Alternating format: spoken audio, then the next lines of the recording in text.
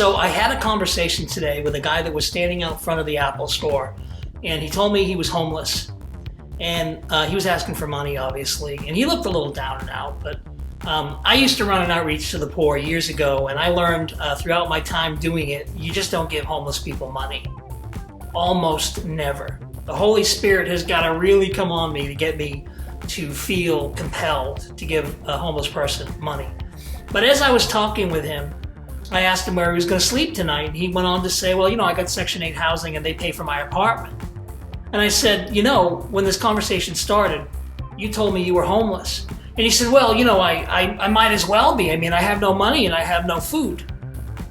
Now, this guy was really an overweight guy. Like, I'm overweight. This guy was, really, really big.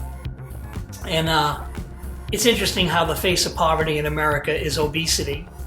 Because the cheap food, the processed food is so bad. That's another story though. Anyway, the point being that in the conversation I uncovered that he's not homeless. And he went on to tell me his story of victimhood. And he said, well, I'm on prescription drugs and I have psychiatric issues, and every time I try to get a job they tell me they can't hire me because it's a liability. I wanted to clean houses, but they say I'm a liability because I don't have insurance, and I can't get insurance because I don't have any money. It's this loop, I asked him if he wanted prayer, and he said no. And then, of course, I said, for the past 10 minutes, I've listened to you talk about the problem. You keep speaking the problem. What's the solution? And he said, what do you mean? I said, well, stop talking the problem all the time and speak the solution.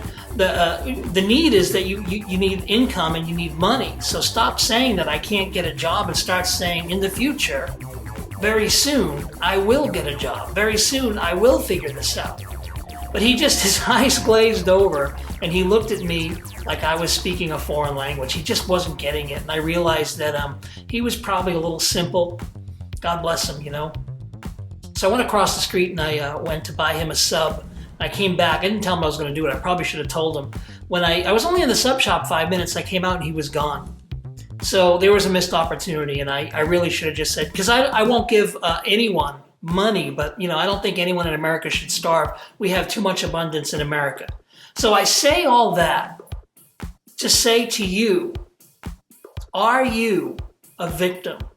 Do you have a story? Do you have a loop that runs in your head where you basically kind of rattle off this story of how you reached for greatness and you failed, or you have this obstacle to get over and you just haven't been able to make the hurdle over it? So many times we adopt a story, and the biggest reason is our ego. For whatever reason we failed, we hate to take responsibility for the failure. We like to blame it on outside circumstances. Well, everything would have been fine had this cataclysmic event not happened, or had this person not taken advantage of a situation, or had whatever, had a tornado not come and taken my house down. And maybe there's truth in all of those stories, but unfortunately, I think we as people, because we're frail on the inside and because we want people to like us, we want people to respect us, we fail to own our junk. We fail to own our stuff. And then when we fail to own it, not owning up to it keeps us kind of behind the 8 ball. Until we own whatever the reason is that we failed in the past, until we own that, acknowledge it, say, you know what, I messed up. I had an opportunity, I didn't seize it. Or, I had an opportunity, but I let this person take advantage of me. Or I had an opportunity, but this event happened, and instead of me rising above the obstacle, I caved. There are so many gurus out there that are selling success. They're selling a formula for success. But the simple truth is that there is no easy path to success. Don't get me wrong, I've launched systems and had money just rain on my head.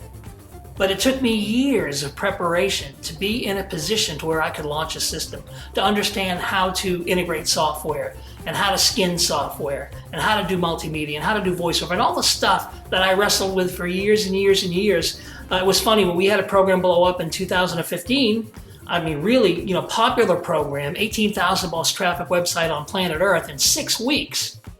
And people said, wow, Tom, everything just goes your way and you're just an overnight success. Well, they forget, I hit the table and now we're rattling again. They forget that it took me 12 years to be in that position. It took me 12 years of learning how to build software, manage projects, to be in a position to design a program that becomes the 18,000th most trafficked website in 6 weeks.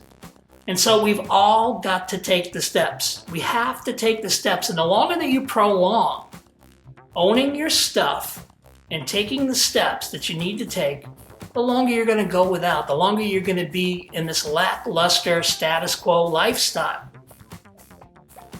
You know, we come to network marketing because we want everything that it promises: a level playing field, time freedom, income, money coming in every month, more money coming in every month than the money that needs to go out. That's why we come to network marketing. And it's interesting where 1% of network marketers that get in, they go big and they just explode. And then the other 99, 98% barely make an income and blame the industry and blame the person who recruited them or blame the company. And really, you know, have you ever noticed, just like in the World Series of Poker, it's always the same guys in the World Series? Even though it's a game of chance, right? It's always the same guys in the World Series. Have you ever noticed it's always the same guys that get to the top of compensation plans regardless of the company? Why is that? Because your attitude decides your altitude. So we all need to get the victim talk. We need to stop using words like try. We need to stop saying maybe. We need to stop saying one day. The time is now to seize your dreams. You're in the everlasting now. It's all happening right in this moment. Go to sleep tonight. When you wake up, it's now. You can never escape now. So the change has to happen right now. And when that change happens, that's when you start bending reality to your will. That's when things start changing, when you start laying your ego down. We all know what ego stands for, right? Edging God out. When you lay your ego down, you own your shortcomings, you admit your faults, and you work on your stinky, smelly stuff. Go to work. Show up every day. And very soon, you're going to be the guy blazing the trail that everybody is hot in pursuit after. You're going to be the guy or the gal that is making their dreams come true. You know, they say successful people will do things now that average people won't, so they can do things later that average people can't. So start putting in the work now. Stop the victim talk. Take responsibility for your shortcomings. Keep getting up no matter how many times you fall, and very soon you're going to be in the winner's circle. So until next time, this is Tom Cellie saying live well, love well, and God bless.